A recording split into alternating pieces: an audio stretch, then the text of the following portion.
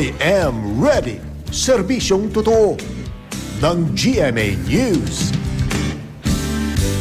Makararanas ng pag-uulan ngayong Biyernes sa Metro Manila, lalo na po sa hapon o gabi ayon sa Pag-asa.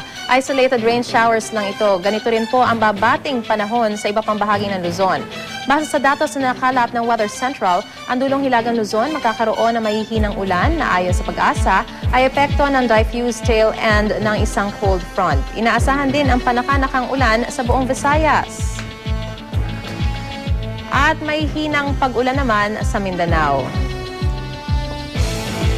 Posible po yang tumagal hanggang sa Lunes.